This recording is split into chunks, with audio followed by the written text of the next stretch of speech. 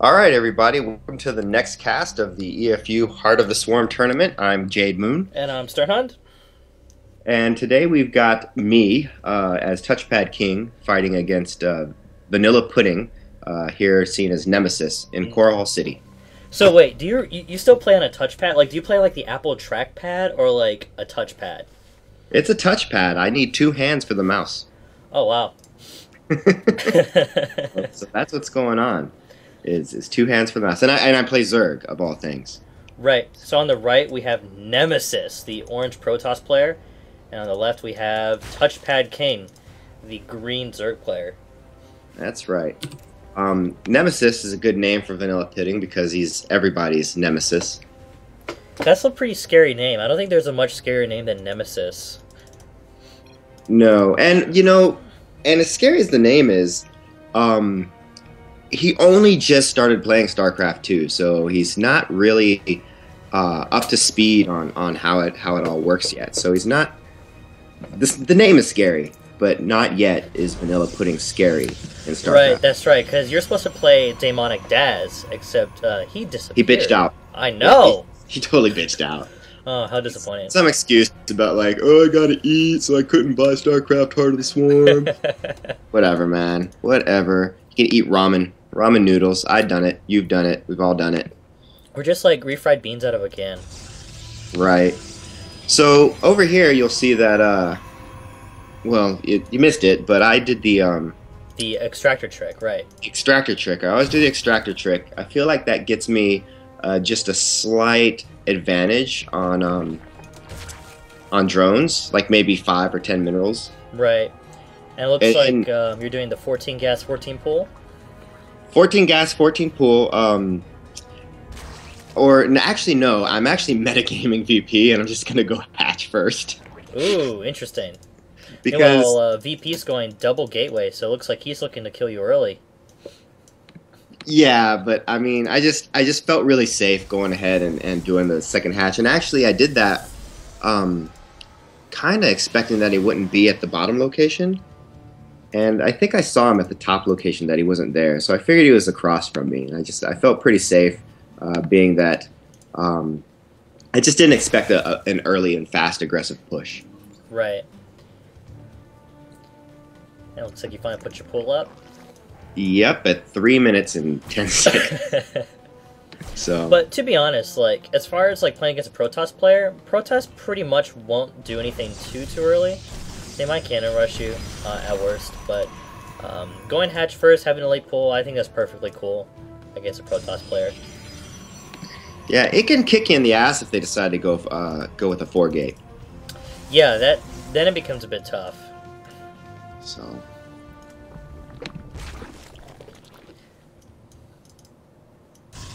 And this map, I think this map actually favors Protoss and Terran over Zerg because you can. I mean, the natural is just secured.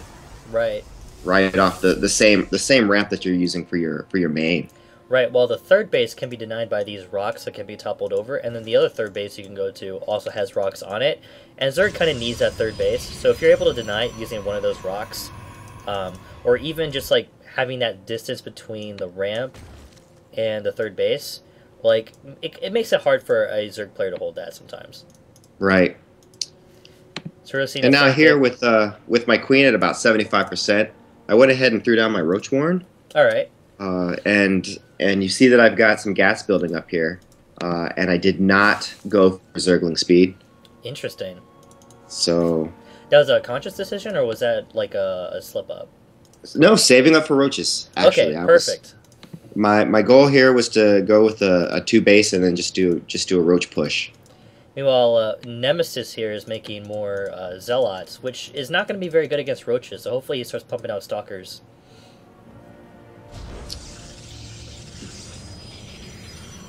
And has he scouted you yet? No, he hasn't. No, he has not scouted me. Like I said, he's still picking up on some of the nuances of the game. I guess he played StarCraft 1 and was fairly good at that. Right. And so he's just kind of like relearning, relearning the metagame, basically. Luckily, StarCraft 1 skills transfer extremely well to StarCraft 2, so... Right. He should hopefully make a good opponent. And now here comes 10 roaches. Alright, a 10 roach rush. And he's got the cannon up, so he might be okay, but this might be tough for him to hold. It should be tough. And there's his first stalker. And the poor guy has no clue what's coming. No, not at all. But I mean, to help him out, I mean, we are across map. These roaches, they got to go all the way across, so he's got plenty of time to kind of build up whatever initial army he has. And then, for whatever reason, I decided to go after this probe, giving him an extra couple seconds. And here it is.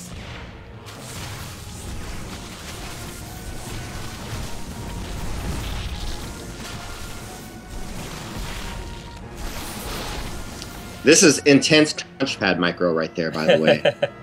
Actually, he did a pretty good job. He was able to kill, what, 3 or 4 of those roaches with right. Zealots? That's pretty good.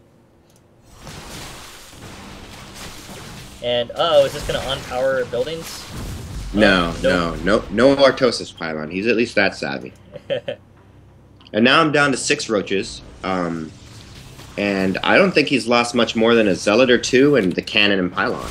Right, if you look at the units lost tab, you're about even about the units lost tab, so he's still in a pretty good spot.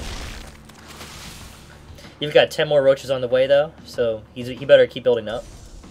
Right, yeah, and I think I was moving back and thinking to myself that was a lot of units, that if he followed me all the way back to the base, I was in trouble.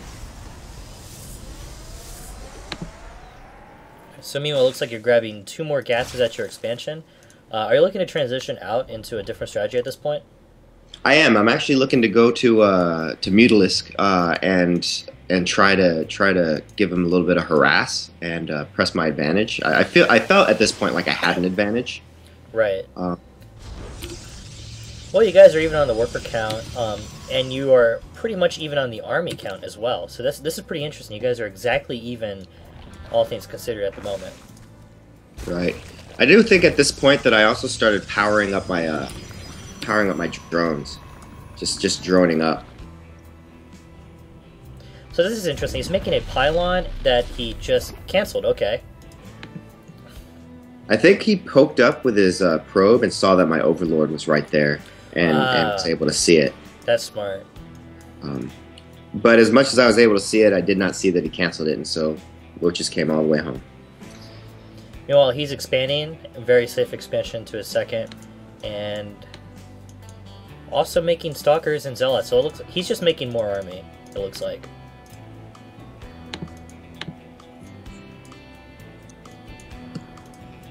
And now the worker count is I far outstripped him in worker count. I'm up to 36 now, and he's still at 22. Right, yeah, I guess he stopped making workers, or he forgot to continue making workers. Because he could have been making workers all this time. His Nexus actually isn't making workers at the moment. No, it's not. And it hasn't been making workers for a little bit.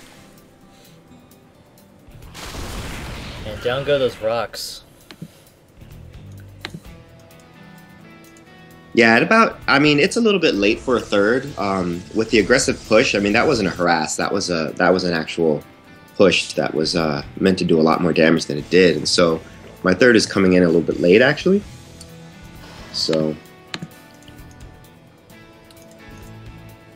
but I think I'm doing all right with this burst of drones. I'm fully saturated at my natural, doing pretty good at my main.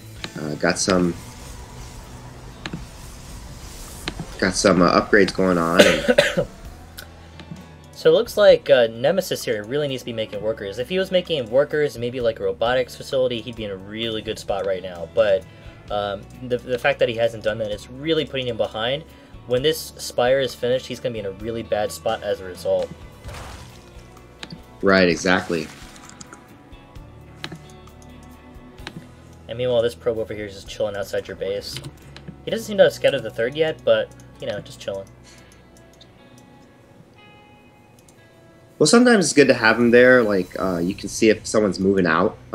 Just that early warning. I mean, he hasn't made any observers, so it's kind of his only real means of seeing if I'm going to move out of my base or not.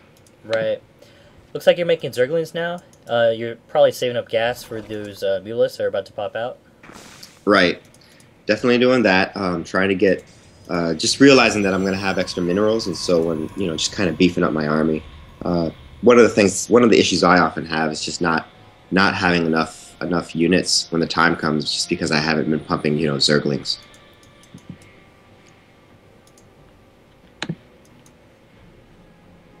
Looks like he's also beefing up his army. He's also getting out of Twilight Council, probably to get Blink Stalker, since he seems to be a fan of the Stalker. Yeah, he's got the Stalker. Now, I made a mistake here, and I actually allowed myself to get supply block for a second. So only half of the mutas I planned on having out have popped. So I've got the rest of them in production now. And it's interesting. It looks like you're looking to attack the natural expansion. Right.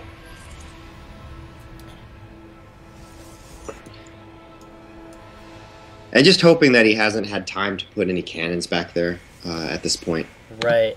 Yeah, unfortunately for him, he doesn't even have the pylon up. This is going to be a hurtful attack. When it happens, that said, I mean, they still got to fly all the way across the map at this time.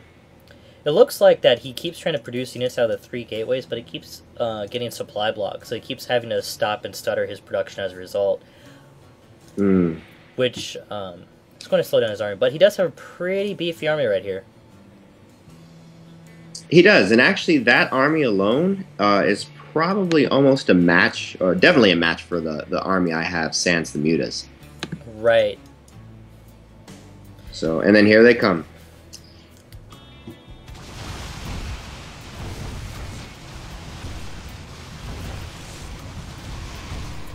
Terrible, terrible destruction. Indeed.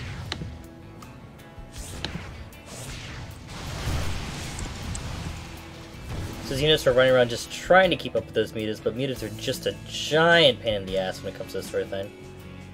Right. I mean, if you don't already have some sort of protection sitting up in your mineral line, it's going to be hard, really, to deal with that. So it looks like you pissed him off. It looks like he's moving out. He's ready to kick some ass.